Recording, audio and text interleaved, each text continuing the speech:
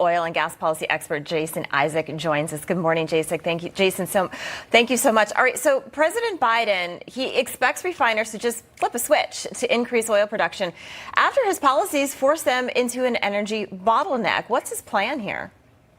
Well, it's interesting because he wants to punish refiners for actually trying to make some money while the markets are good. During the COVID shutdowns, losing over $20 billion. And then while they continued to reinvest, companies like Exxon actually responded saying that what they really need is they need clear and consistent policy because President Biden said, I guarantee you we're going to end fossil fuel. And so they have continued to attack the fossil fuel industry here in the United States, demonizing the most responsibly produced energy on the face of the earth, and that's American energy. Yeah, that has continued. Jason, we have the letter to the oil companies. If we could put that up, we had that up in another segment. If we could put that up real quick. One of the things that the oil companies fired back at is the fact that they said, we have the policy here. We've done it after emergencies. That was their Exxon's response, their public response. And they said, we have the technology to do this. We just need the policies to embrace that because we're not going to do it for free. They said, we've done this before when there's emergency. We drill emergency refining, but we need you to commit to long-term oil leases. Why is this so hard? Here it is right there. It says, long-term government can promote investment through clear and consistent policy that supports U.S. resource development such as and predictable lease sales. Why is it so hard for them to understand that as an administration?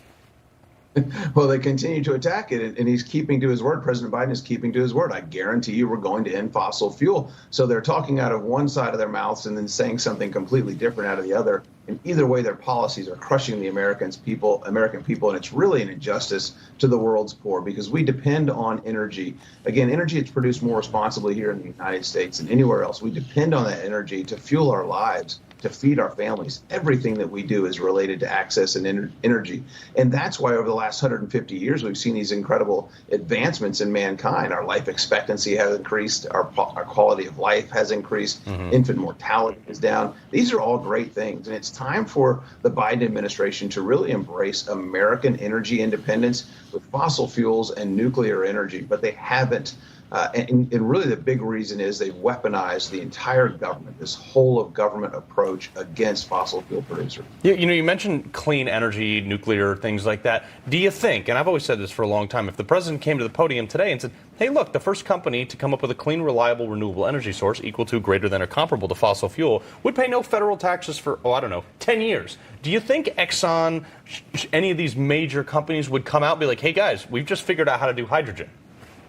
Yeah, they actually are. They're being incentivized to build wind and solar and invest in those technologies, and they're terrible investments, and that's why they take so much subsidies. And we've actually done the research at the Texas Public Policy Foundation. It's over $200 billion of taxpayer money has been given to these so-called green energy companies, which is less dense, it's sparse energy, it's only available when the weather cooperates, whereas we've, again, got the cleanest energy on the face of the earth, and that's our fossil fuels and our nuclear technology that have been completely abandoned. Just in the last 6 years, since 2015, we've seen a 90% decrease in financial capital available to oil and gas companies. We've seen a 50% reduction in refining capacity over the last 10 years. So there's no wonder why we have a shortage of diesel. There's no wonder why our electricity costs in some places in the United States are increasing over 70% over the last year. It's insane, and there's no plan. Jason, President Biden now may be looking to buy oil from Saudi Arabia, so they possess about 16% of the world's oil reserve. But remember, during his campaign, he called Saudi Arabia a pariah state, and they wouldn't even take his phone call a few months ago, but now he's going there. So if we used our own energy resource, wouldn't that be enough to avoid a relationship with Saudi Arabia? And what do you think he'll gain from going over there?